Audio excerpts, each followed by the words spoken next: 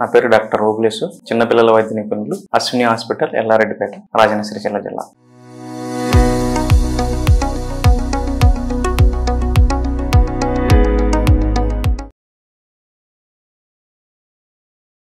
పురిటి పిల్లల్లో పసిరికలు ఎందుకు వస్తాయి, ఎలా వస్తాయి, పురిటి పిల్లల్లో పసిరికలు వచ్చినప్పుడు ఏం చేయాలి? సాధారణంగా పురిటి పిల్లల్లో పసిరికలు వస్తాయి, కానీ ఆ పసిరికలు ప్రమాదకరమైనటువంటివా లేదంటే మామూలు పసిరికలు అని నిర్ధారించాల్సి ఉంటుంది.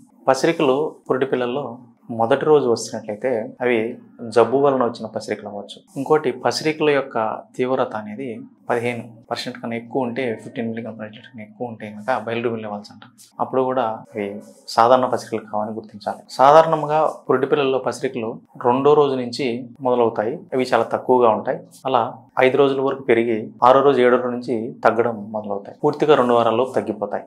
పురిటి పిల్లల్లో పసిరికలు 2 వారాలకు మించి ఎక్కువగా ఉన్నట్లయినా, మొదటి రోజే పసిరికలు ఉన్నట్లయినా, పురిటి పిల్లల్లో సరిగా పాలు దాకపోయినా ఇవి మనం సాధారణ పసిరికలు కావు అని గుర్తించాల్సి ఉంటుంది. అటువంటి సమయంలో చిన్నపిల్లల డాక్టర్ని మన అశ్విని హాస్పిటల్ని సంప్రదించి దానికి సంబంధించి తగు ట్రీట్మెంట్ తీసుకోవాల్సి ఉంటుంది.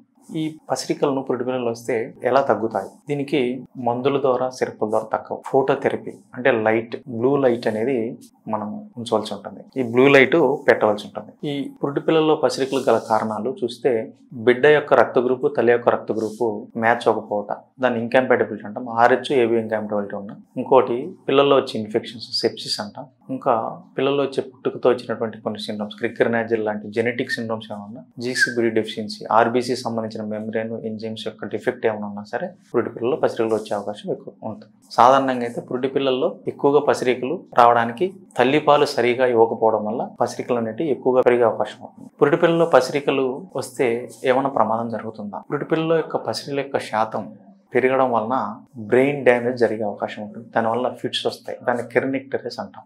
కాబట్టి పురిటి పిల్లల్లో వచ్చే పసిరికలను నిర్లక్ష్యం చేయకూడదు. సాధారణ పైన లేదంటే జబ్బు వలన వచ్చినవని నిర్ధారించి ట్రీట్మెంట్ తీసుకోవాల్సి ఉంటుంది.